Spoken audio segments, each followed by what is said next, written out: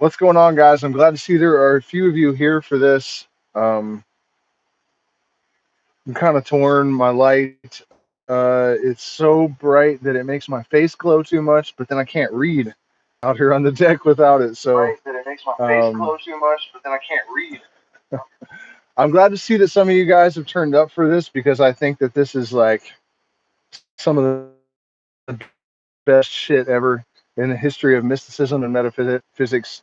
Um, so we were basically talking about how, in I think it was 1851 when Albert Pike wrote this book, he he seems to address evolution in the sense that there was some moment where the monkey became man, in the sense that an immaterial spark of divinity illuminated his pineal gland or whatever it is that happened. And so, how does he put it? That yet man, the animal that breathed and saw an immaterial spark from God's own infinite being, penetrated the brain and became the soul, and lo, man the immortal. Um, and so, I thought that was kind of interesting. I really wish that I had a little bit more of my academia was a little bit more recent, because I can't really recall the timeline of Darwin's theory of evolution. Um, but I'm pretty sure that this is like, what do you call it? Concurrent, more or less. Um, so I feel like this is coming from a place of gnosis, not so much, a reflection of the state of science at the time, because I don't think that it was there. Um, and so I'm pretty sure we're about to enter into a discussion of Easter, uh, which is, I couldn't have planned that. And I'm not sure yet, but I do know that at some point um, in this chapter that becomes a subject. Uh, so, well, only couldn't have planned that because I didn't have any idea Easter was coming. Oh no, is this public? Oh man, a lot of you guys are about to be sad because guess what I'm about to do? This is supposed to be a secret stream. I think though, you guys that have already dialed in, you'll just get to you already have the link, so you'll get to be part of our secret stream tonight, which is okay. It's Easter. In fact, you know what? In light of the fact that it is Easter and it's Sunday, and I'm sure our patrons will forgive me, we'll go ahead and make this a public secret stream, since there are already people here, and this is going to be epic. Yeah, we made it here for a reason. I'm not going to just cut everyone out now. But you guys should become patrons, because then you can go back and you can see, what the first chapter is about, and everything that I've ever discussed in in my secret streams and all of the content. You have access to all of it, so it's not like you jump into the stream and just get everything that happens later. And I shouldn't have this in my hand. I can't tell which one of these earbuds the microphone is in, and I really don't want to wear them. So I'm wearing one, and I have the other in my hand. But what we're doing, basically, since you guys were not part of the Patreon secret streams before, and you're going to have a cliffhanger because we're not going to finish this tonight, and then it will go back into the dark shadows of the secret stream world. Um, we're looking at Morals and Dogma by Albert Pike, which was a formerly secret book of the Freemasons. There's a stamp in the front of it that I don't know if you guys will be able to see that.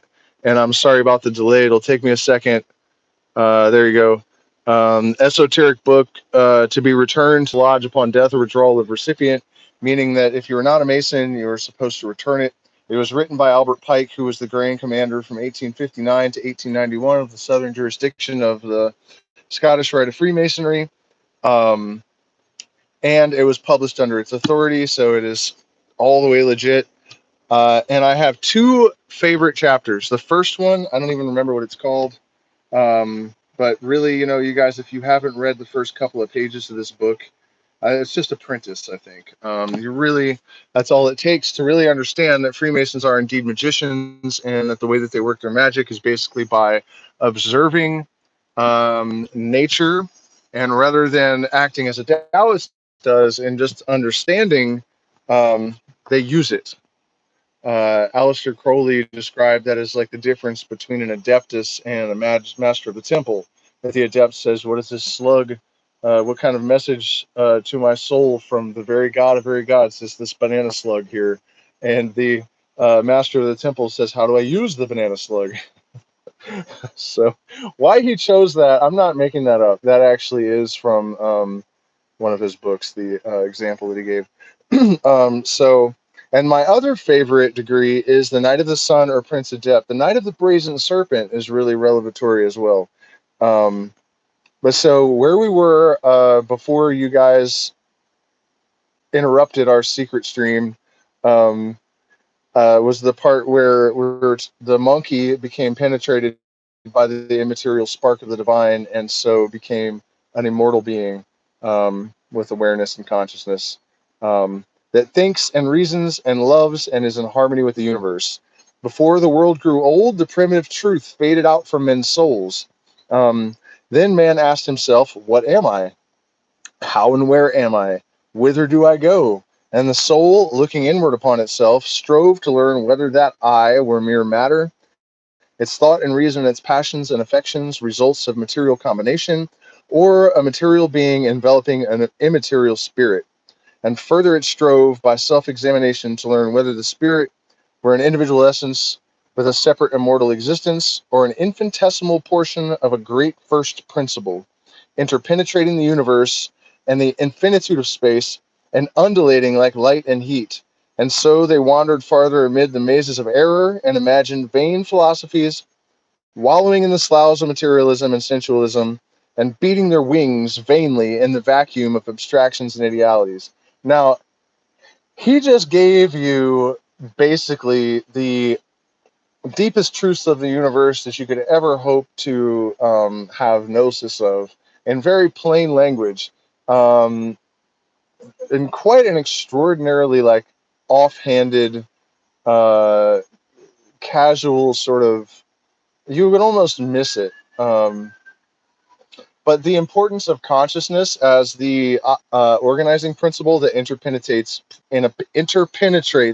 all of space and time, and the wave-like nature of that consciousness.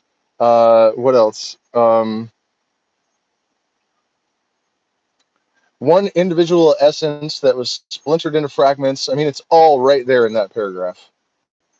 Uh, it's really extraordinary that this guy did this. And you also have to remember that not all of this is not like a comprehensive elucidation of the degree of the 20th degree of Freemasonry. This is just little bits and pieces that are okay to release if this material were to fall into the wrong hands, sort of thing. Also, you'll notice if you peruse the book that it ends at chapter 32 instead of chapter 33. Because 33 is so secret that it is this thing of which we know but do not speak, like the eagle and the lion. And so there's nothing printed in the book. There's not even a chapter marking, nothing. So, while yet the first oaks still put forth their leaves, man lost the perfect knowledge of the one truth and ancient absolute existence, the infinite mind and supreme intelligence, and floated helplessly out upon the shoreless ocean of conjecture. Then the soul vexed itself with seeking to learn whether the material universe was a mere chance combination of atoms, or the work of an infinite, uncreated wisdom, whether the deity was a concentrated and the universe an extended immateriality, or whether he was a personal existence, an omnipotent, eternal, supreme essence, regulating matter at will, or subjecting it to the unchangeable laws throughout eternity, and to whom himself, infinite and eternal, space and time are unknown. With their finite, limited vision, they sought to learn the source and explain the existence of evil and pain and sorrow, and so they wandered ever deeper into the darkness and were lost. and there was for them no longer any God, but only a great, dumb, soulless universe full of mere emblems and symbols. I don't think that really bears elucidation too much, but basically, it's the question of whether there is a God that's like a person that is ruling it all consciously and omnipotent, omnipresent, omniscient, um, or whether there are just laws that were set into motion by this God that dictate everything that happens thereafter, or if it's just blind, deaf, and dumb, um, like most people, and it just goes on and on and on, and it's just a bunch of gobbledygook, and it's all just random chance and all of that nonsense. So you have heretofore, in some of the degrees through which you have passed, heard much of the ancient worship of the sun, the moon, and other bright luminaries of heaven, and of the elements and powers of universal nature. You have been made to some extent familiar with their personifications as heroes, suffering or triumphant, or as personal gods or goddesses, with human characteristics and passions, and with the multitude of legends and fables that do but allegorically represent their risings and settings, their courses, their conjectures and oppositions, their domiciles and places of exaltation. Perhaps you have supposed that we, like many who have written on these subjects, have intended to represent this worship to you. What the fuck just happened? Um, oh man. Okay, here. Uh,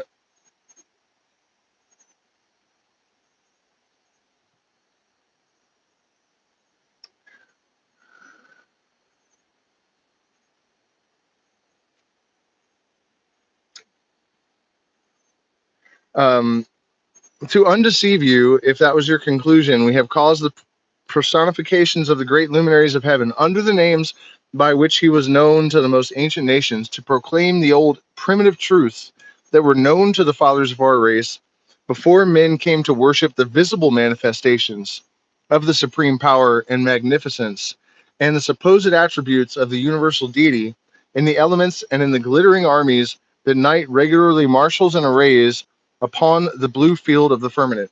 So, since this is a Christian holiday and it's Sunday, we should probably take a look at what he's saying here. That when man lost its contact or its knowledge, how did he put it earlier in the book? That man had the truth but found error. Um, and that error was conjecture, and the conjecture of certain men became dogma and religion, and people have been tortured to death uh, based on the conjecture of men that knew nothing. That's the reality of the situation. And Christianity is actually, Jesus in particular is only the sun. It's, when they talk about Jesus walking on water, it's just light, how light dances on the water. The Southern Cross, the sun passes through the constellation of the Southern Cross. It takes 3 days. It's like so blatantly just an allegory for the sun, that it's absurd that anyone believes that it's literal for even a moment. But let's think about how they have cloaked the truth in falsehood, and then another layer of falsehood. Um,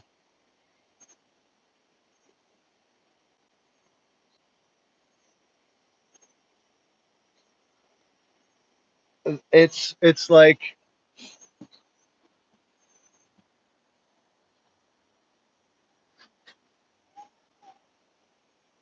this sleight of hand um,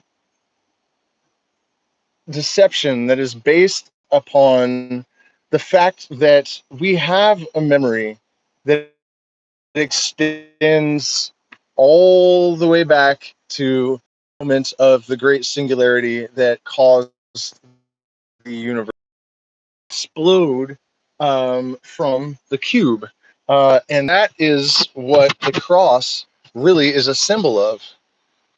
So when man went from having a reverence for existence and the mystery and the universe and spirit to idolatizing, what is the word? Idolatry.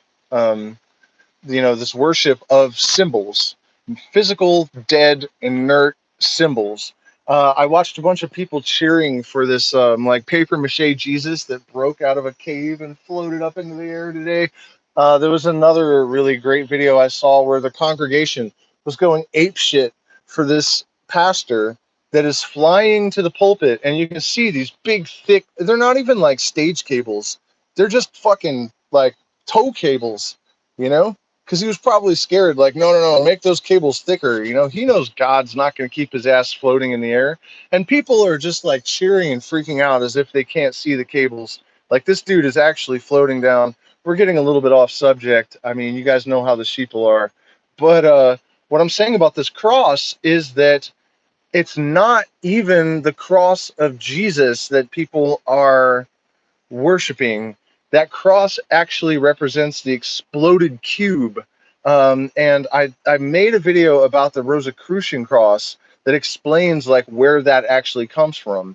So you see what I'm saying? It's like they have constructed layers of buffer between the actual truths that are causing people to resonate with these symbols and worship them and believe in their religions, uh, but they're ensuring that they have shrouded the true meaning with like several layers of myth. There was even a pope that once wrote that the people need the truth cloaked in myth. What did I miss? Oh man, you missed like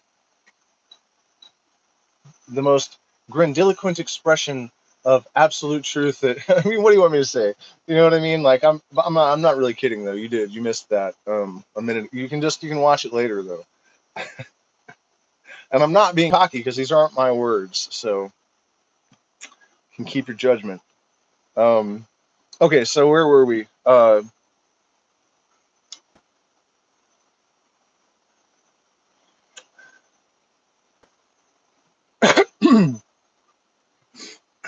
Okay, so uh, uh, before visible manifestations of the supreme power and magnificence, and the supposed attributes of the universal deity in the elements and in the glittering armies that night regularly marshals and arrays upon the blue field of the firmament. Um, by the way, there was another deep mystical occult sort of truth just kind of tossed out there casually like it was nothing, and you would almost miss it if you don't stop and wait a minute. The elements as aspects of deity.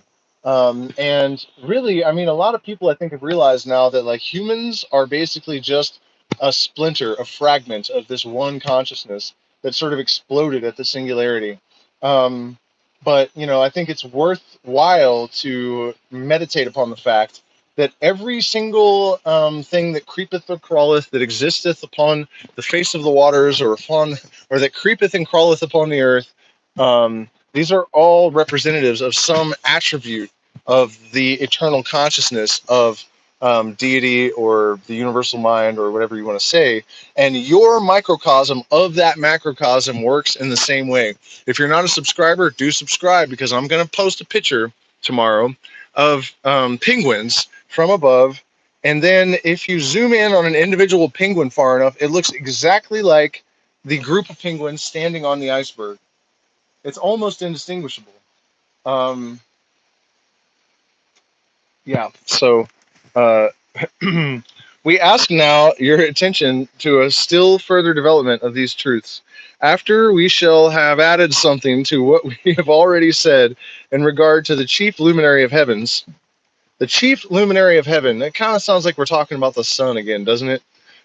In explanation of the names and characteristics of the several imaginary deities that represented him among the ancient races of men. Atum, or Atum Re, was the chief and oldest supreme god of Upper Egypt. Some of us call him Ra, worshipped at Thebes, the same as the Om or Om of the Hindus, whose name was unpronounceable like the Jews, or the Jewish Tetragrammaton, or the name that was represented by the Tetragrammaton we talked about last night. Um, unpronounceable, and who, like the Brahm of the latter people, was the being that was and is to come, the great God, the great omnipotent, omniscient, and omnipotent one, and greatest in the universe, the Lord, whose emblem was a perfect sphere, showing that he was first, last, midst, and without end, superior to all nature gods and all personifications of powers, elements, and luminaries, symbolized by light, the principle of life. Now, I have to point something out here. Zero to me is like the cross is to a lot of Christians. It is a perfect glyph of the fundamental truth from which everything emanates. It contains nothingness as its center, as its source, as its foundation, even. But there's a line that goes around infinitely, right? The circle. You can always keep going around and around and around. And there's this rap song by the Dilated Peoples that I don't know if anyone remembers them, but they just keep saying signs, symbols, hints, clues, the writing's on the wall, but the rest is up to you. And that glyph of zero is one of those things. And the letter O in the English language, omnipotent, omniscient, omnipresent, the word one, perfect sphere. I couldn't help but notice that these glyphs tend to adhere to their fundamental function, regardless of context. And I think that is because they're so close to the source, in a sense, that their essence is not, it's immutable. Amun, the nature god or spirit of nature, called by that name, or Amun Ra, and worshipped at Memphis or Lower Egypt and in Libya, as well as Upper Egypt. He was the Libyan Jupiter and represented the intelligent and organizing force that develops itself in nature. When the intellectual types or forms of bodies are revealed to the senses in the world's order by their union with matter, whereby the generation of bodies is effected. He was the same with Neph, from whose mouth issued the Orphic egg, and of which came the universe. Dionysus was the nature god of the Greeks, as Amun was of the Egyptians. In the popular legend, Dionysus, as well as Hercules, was a Theban hero, born of a mortal mother. Both were sons of Zeus, both persecuted by Here? But in Hercules, the god is subordinate to the hero, while Dionysus, even in poetry, retains his divine character and is identical with Bacchus, the presiding genius of the mysteries. Personification of the Sun and Taurus, as his ox hoofs showed, he delivered earth from the harsh dominion of winter, conducted the eight mighty chorus of the stars and the celestial revolution of the year, changed with the seasons and underwent their periodical decay. He was the sun as invoked by the Elians, ushered into the world amidst lightning and thunder, the mighty hunter of the zodiac. Zagreus, the golden or ruddy-faced, the mysteries taught the doctrine of divine unity, and that power was oneness, is a seeming mystery, but really a truism, was Dionysus, the god of nature, or that of moisture, which is the life of nature, who prepares in darkness, and Hades or Iazon, the return of life and vegetation, or is himself the light and change, evolving their varieties. In the Aegean Islands, he was Butus, Dardamus, Himeros, or Imbros. In Crete, he appears as Iasus, or even Zeus, whose orgiastic worship, remaining unveiled by the usual forms of mystery, betrayed to profane curiosity the symbols which, if irreverently contemplated, were sure to be misunderstood. He was the same with the dismembered Zagreus, the son of Persephone, the ancient subterranean Dionysus, the horned progeny of Zeus in the constellation of the serpent. Oh, and therein lie great mysteries. Flat Earth Subgenius Society. Subgenius, a flat earther that's a subgenius. I'm just going to pretend like I didn't see that. Oh, man. entrusted by his father with the thunderbolt, and encircled with the protecting dance of Curetes. Through the envious artifices of Here, the Titans eluded the vigilance of his guardians and tore him to pieces. But Pallas restored the still palpitating heart to his father, who commanded Apollo to bury the dismembered remains upon Parnassus. Dionysus, as well as Apollo, was leader of the Muses. The tomb of one accompanied the worship of the other. They were the same, yet different, contrasted, yet only as filling separate parts in the same drama. And the mystic and heroic personifications, the god of nature and of art, seem at some remote period to have proceeded from a common source. Their separation was one of form rather than of substance. And from the time when Hercules obtained initiation from Triptolemus, or Pythagoras received Orphic tenets, the two conceptions were tending to recombine. I would suggest pursuing some understanding of the relationship between Pythagoras, whose name actually means the old dragon or the old serpent, and the Orphic Gnostics, because there's a tremendously powerful mystery to insecure much. There's no such thing as a smart flat earther. There really isn't. If you don't believe me, go to a flat earth Facebook group and start scrolling, and you will become, like, if you're not careful, you could actually erase your entire IQ. It could slip into the negative, and you could start actually absorbing light and destroying it. I mean, it is like the most mind-numbingly stupid shit that you will ever encounter in anywhere on the entirety of the internet. Truly, I mean, there are, I'm not kidding, 100 ways to observe curvature with the naked eye. 100 at least. 100. Just don't let them suck you in. And what is waiting for you at the bottom of the pit of flat Earth is Jesus, who is Satan in disguise, thinly veiled. That guy. Yeah, stay out of there. It's not good for you. My lord.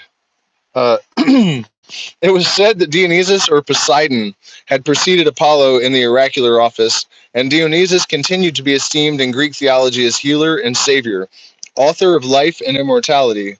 Dionysus was literally partying, in case you're not familiar.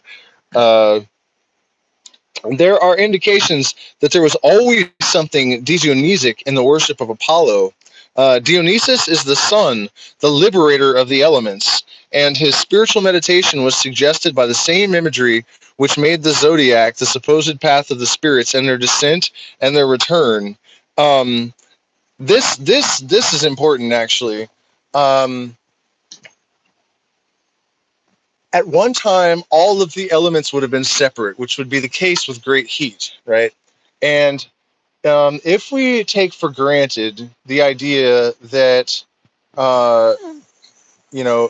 the physical does indeed reflect the spiritual or the energetic that lies behind it, if we consider that the same molecule of carbon can pass through many incarnations. So it could be lead at some point, and then through whatever chemical, transmutation, it becomes, part of a diamond a billion years later, and it passes through all these different phases. But at the end of time, when the sun swells to a massive, big red swollen beast, and great heat separates those elements again, that same carbon molecule will emerge from whatever its last incarnation is, totally unchanged, right? And so this theory should apply to the human soul as well, because we are the fundamental units of being, and it is just as it is the reapproach or the reabsorption into the sun of these carbon molecules. When we approach the source again, we too will be forced or compelled to resume our original form and re-enter into this spiritual sun. Um, and he just basically spelled that out once again without barely saying it, but it is here, and this is the way that this stuff is communicated. This is how the best mystical teachers do this, because you could read this and just barely even be paying attention, thinking about your laundry or whatever, and it's still going into your subconscious mind, and it's going to plant seeds in your subconscious, and then you're going to be tripping on San Pedro one day, or laying by the river in the Amazon rainforest if you come to our retreat sometime this summer or fall. By the way, you guys, while I have it plugging stuff in mind, please do hit the like button, share, subscribe, support us on Patreon. We are demonetized over censorship. I got demonetized because I started talking about how much of an evil piece of shit Kamala Harris was, and they pulled my advertising the next day. So, yeah. So we do appreciate your support. You can find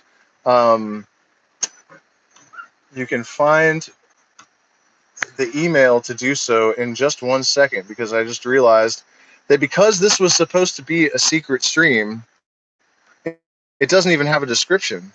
You guys aren't supposed to be here. This was only for the Illuminati, my beloved patrons. By the way, you guys, if you're a patron, and Charles specifically, I think I misquoted. If you have been a patron for a year or more and you come to the retreats, it is seriously, seriously discounted. And I would love to meet all of you. So I just put the addresses, that crypto and everything that you can support us via in the chat there. Yeah, of course, you're welcome here. But this is going to stop soon, and in order to continue with us, you'll have to become a patron. So where were we? Pythagoras and his Orphic tenets.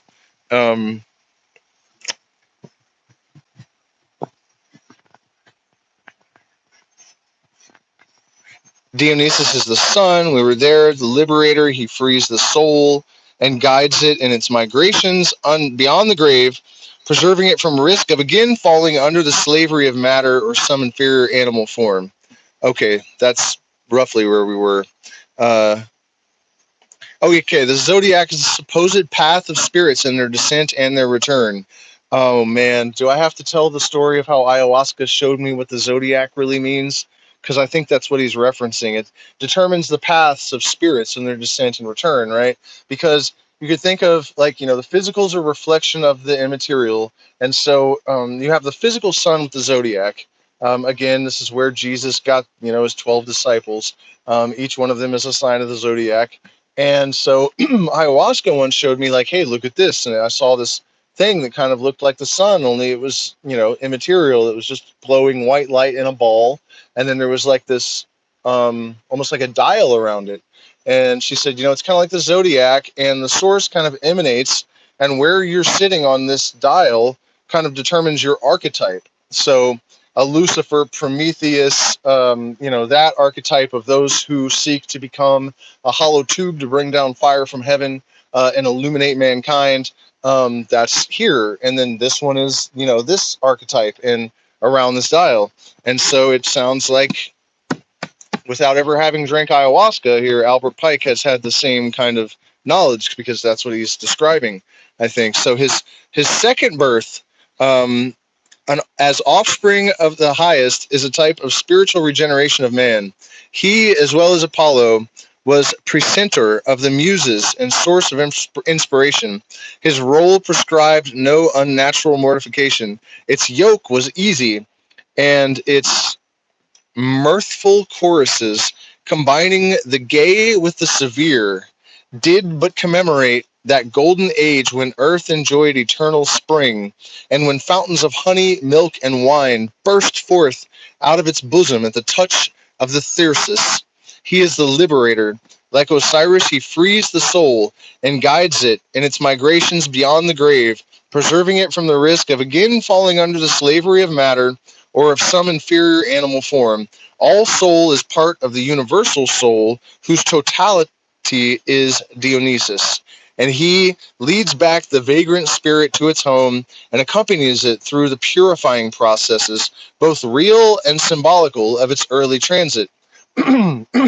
He died and descended to the shades, and his suffering was the great secret of the mysteries, as death is the grand mystery of existence. He is the immortal suitor of Psyche, the soul, the divine influence which physically called the world into being, and which awakened the soul from its Stygian trance, restores it from earth to heaven.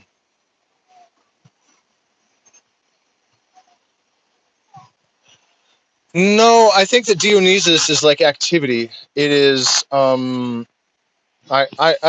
wouldn't equate Dionysus with Azrael necessarily. That's more like Hermes, a psychopomp. Um,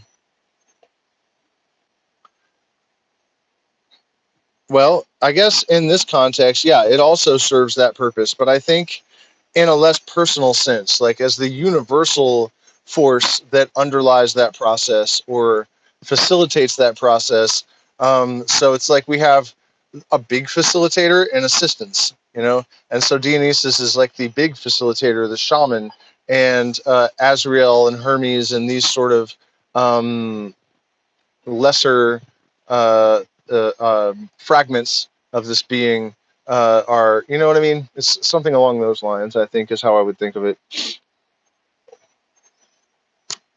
Oh, speaking of Hermes, the Mercury of the Greeks, the Thoth of the Egyptians, and the Twat of the Phoenicians, we have heretofore spoken sufficiently at length. He is the inventor of letters and of oratory, the winged messenger of the gods, bearing the caduceus, wreathed with serpents, and in our council he is represented by the orator.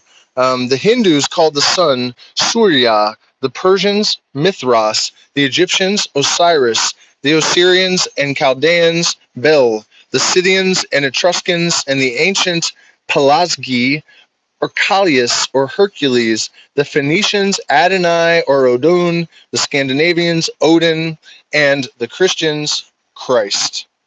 From the name Surya, given by the Hindus to the sun, the sect who paid him particular adoration was called Suryas. Their painters describe his car as drawn by 7 green horses, and the temple of Viswesvara at Benares, there is an ancient piece of sculpture, well executed in stone, representing him sitting in a car drawn by a horse with 12 heads. His charioteer, by whom he is preceded, is Arun, or the Dawn, and among his many titles are 12 that denote his distinct powers in each of the 12 months. Those powers are called Adityas, each of whom has a particular name. Surya is supposedly frequently to have descended upon Earth in a human shape and to have left a race on Earth, equally renowned in Indian story with the Heliades of Greece. He is often styled king of the stars and planets, and thus reminds us of the Adon Tisabot, Lord of the starry hosts of the Hebrew writings. I think how most of us would know that name is Zaldaboat. And I think it's also worth mentioning that a lot of what he's doing here is establishing this sort of like ubiquity of a certain theme of, you know, like 12 designations for the zodiac or these disciples of Christ in all of these different systems all around the world and throughout time.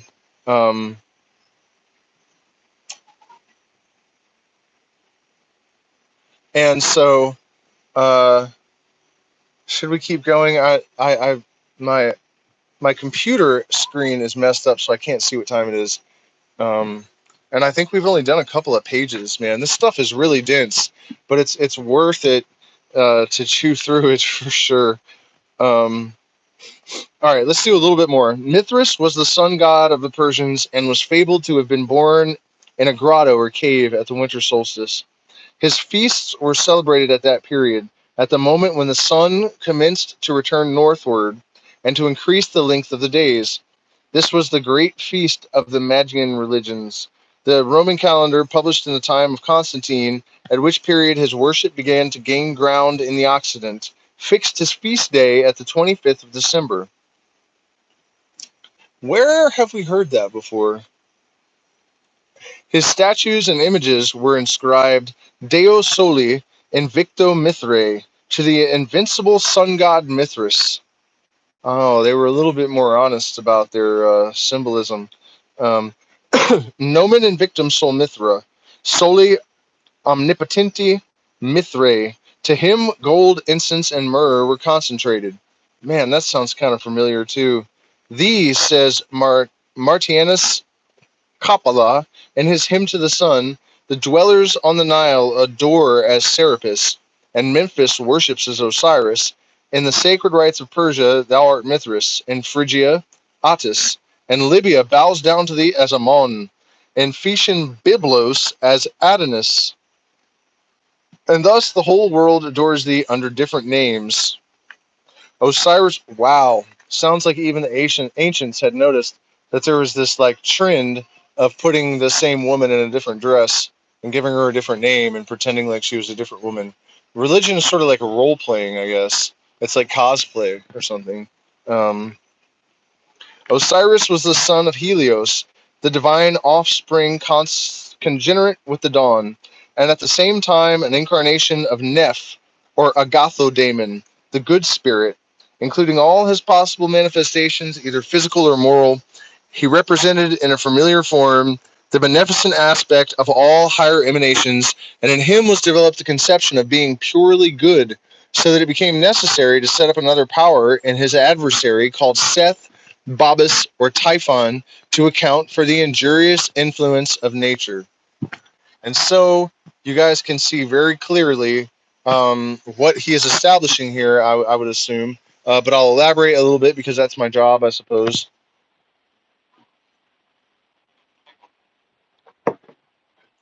Man, is it hot.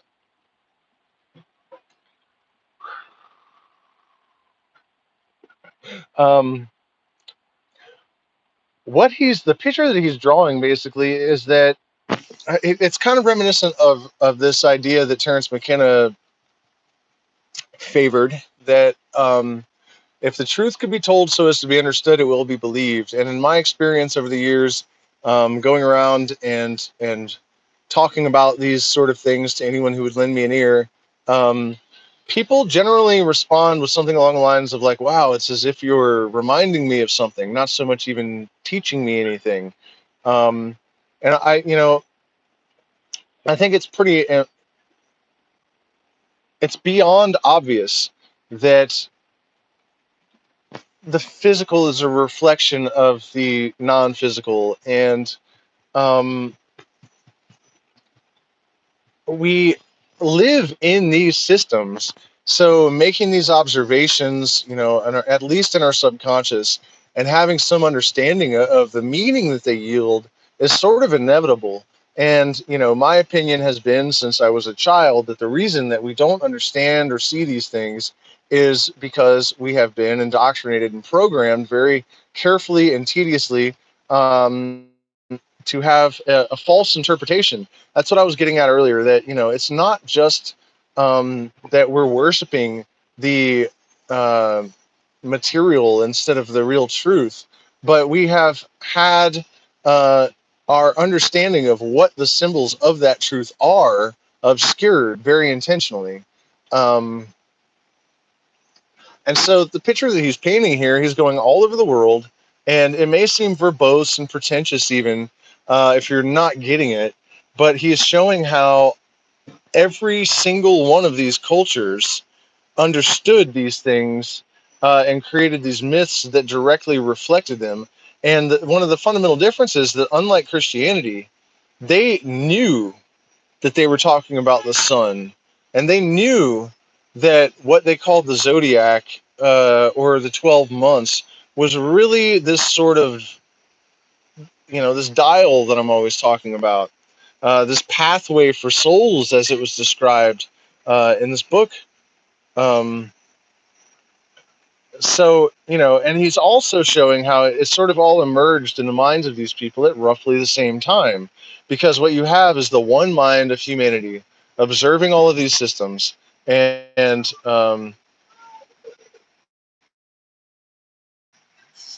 they're roughly the same. They're people. And so you have people all over this one planet observing the same systems, which are based upon, predicated upon the same truths.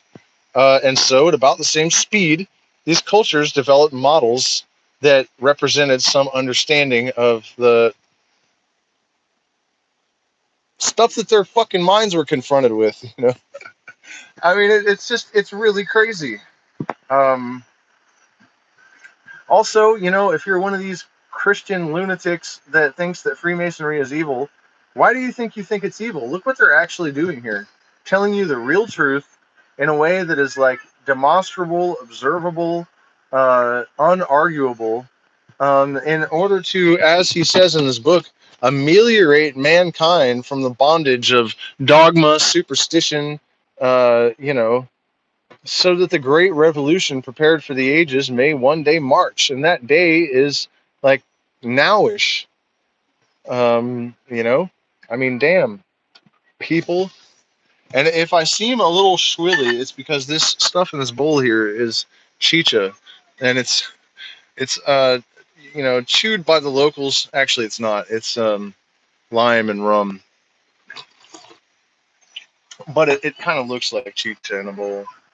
But if I seem a little bit buzzed, it's because I am, for sure. We have a lot to celebrate.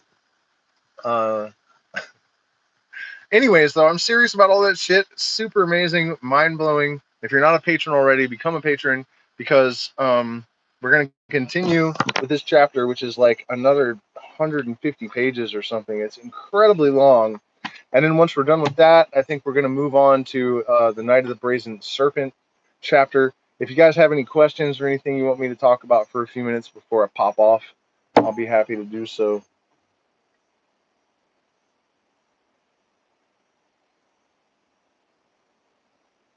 Oh, Tommy, they bury my stuff. It's not a joke, man. It's like I'm not trying to be self-important here. The book. Oh, you missed the book. It's Morals and Dogma by a 33rd degree Freemason Albert Pike.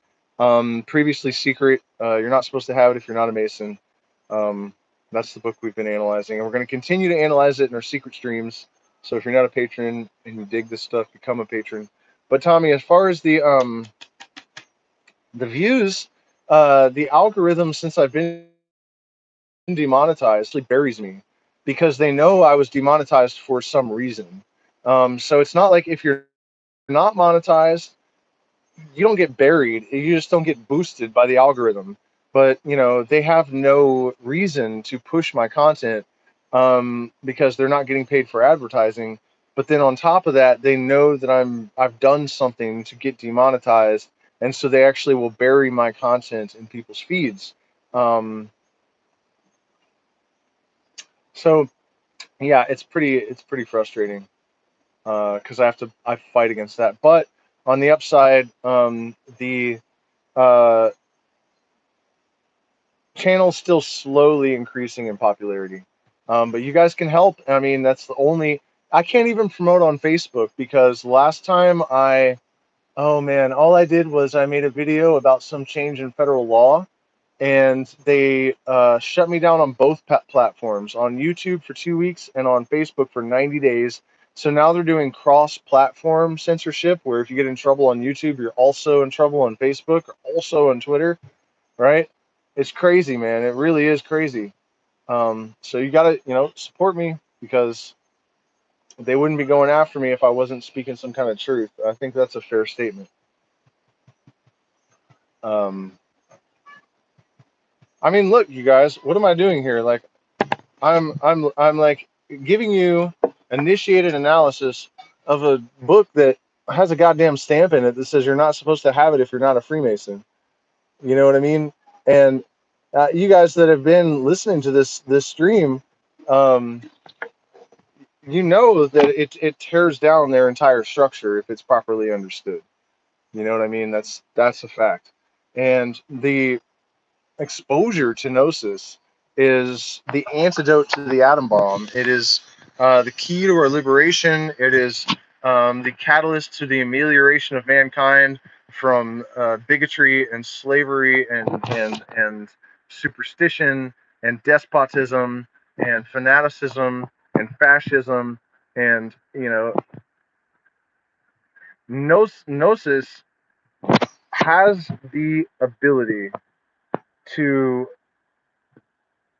inform a person, and by informing I mean informing, right? Uh, Allows a person to become a self-aware constituent part of a greater whole, right? And once you identify self with the all, self-interest becomes universal interest. And this is where the right-wingers have things fucked up too. Having this relationship with universal well-being and universal interests in general does not negate self-interest. It increases it. And there was a mathematician that was murdered. They made a movie about him, I think, called A Beautiful Mind, for proving mathematically that if everyone took a little bit less, it would slow things down for some individuals, but overall, very quickly, everyone would actually end up with more, right? But long story short, what I'm saying is that this gnosis, this exposure to real truth, the universal mind, it creates a type of individual that does not need to be governed, and it will not tolerate being governed. So, the stuff I talk about in this channel and what I'm doing here has the potential to fucking burn it all down, but not in a destructive way, in a very constructive way that is like Phoenix style burning.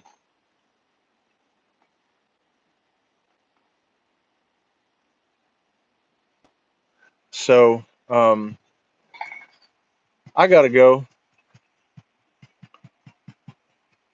But I know, yeah, it does chap my ass. I'm not gonna lie. That my channel gets buried because I know that there's a lot of really powerful shit in these videos. They're not perfect, but there's definitely some gems in here that will light somebody's fucking consciousness on fire, and I know it. But you guys can help by sharing it. You can support us. Please do support us because we're demonetized. I get nothing for this unless you guys send me something. So, also send me emails about our retreats. They're going to be awesome. Very few people. Every day I wake up here in the Amazon and I'm like, man, this can't be real, and it is anyways. Then you drink ayahuasca, and that definitely can't be real, but it is anyways. And I think I'm offering something here that just doesn't exist anywhere else.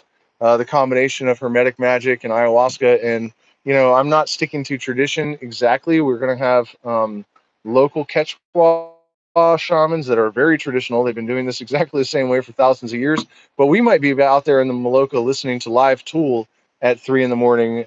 After drinking ayahuasca. You know what I mean? These ceremonies are going to be unlike anything that anyone else is doing anywhere, and probably pretty damn powerful. From the feedback that I've gotten so far, I'm pretty confident about that. Keep an eye out in the community. The what is it, the subscribers where I can post like Facebook to you guys. You know what I mean? I don't see it, but I can post in the community messages. The paha, which is like this roofing around me for our Maloka, is drying in the front yard right now, and I found it today. I didn't even know it was there. The Quechua people that are building the Maloka for me cut it from the it's a type of palm. Really important here because when you're out working, a lot of times what you're doing is collecting the leaves to make this thatch, and you get hungry, and the young shoots, you can just pull them up, and they have about 1.5 feet of edible white food, and it's really good, so you're out there pulling the the big leaves, cutting them to make the thatch, and then you can just pull the shoots and eat like 1.5 foot of them. Or the flowers, that's when you really get happy, because the flowers are like a bunch of like angel hair pasta. That's not pasta. It's just it's a pile of pistils, like thousands and thousands of pistils. Oh yeah. That makes sense. I was wondering what the hell paha was. But it's not. That's not what the tree is. It's not even a tree. It is a palm, but it's like a bush almost. Um, but yeah, I found it drying in the front yard today, and I took some pictures of that. And the guys have put the frame up, and so by like Tuesday, I'm actually going to have a maloka that was built specifically for me and my local shamans and shamanas.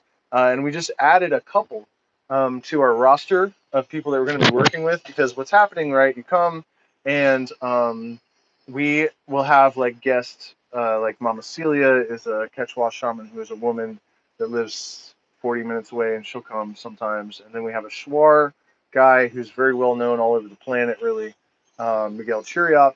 And then there's this couple that my friend met a little while back, and they make their ayahuasca with a plant called Samiruka or Amiruka that has only ever been collected and tested by Terrence and Dennis McKenna, who found no DMT.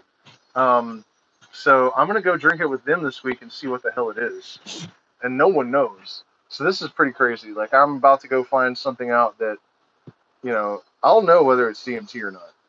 But I was really surprised to see that this is like an unsolved mystery that ended with Terrence and Dennis McKenna, and I'm going to go ahead and stick my head in there and see if I can figure out. We're going to have to take a bus like 1.5 hours into the deep jungle and drink the ayahuasca with Samiruka and Charlie Ponga and see what in the hell Amiruka is. Yeah, I'm excited about this, to solve like this decades old ethnobotanical mystery. I have a bottle of it already. And actually what happened is that I went to one of the Quechua people that we normally buy plants from, and I was asking for Taliponga, and I was walking away with the trash bag, and I looked in it and realized this isn't Taliponga. So I went back and I was like, what is this? And she said, well, it's better than Taliponga. But she didn't say what it was. So I had to figure out from the leaf what it was, and it turned out to be Psychotria carthenogenesis or carthenogensis. And so that kind of catalyzed this mission to figure out what the hell Samiruka is. And anyways, I will let you guys know how all that goes once we get to the bottom of that particular rabbit hole. So if you want to continue to follow the Night of the Sun, 28th Degree, we're going to do a bunch of this book. You're going to have to become a patron, because this was supposed to be a secret stream, and I just accidentally made it public. So happy Easter. You guys are welcome. Even if you're not a patron, I'd still appreciate every single person that watches these videos. From the bottom of my heart, man, we wouldn't have made it here without you guys, particularly the patrons. But, there are a lot of you out there that have supported in other ways, and we really do appreciate it. We had a really difficult couple of years, and now here we are in impossibly good circumstances relative to where we were at in the same place somehow, which is mind-boggling in and of itself, but in much worse circumstances. So happy Ishtar. Thank you guys so much.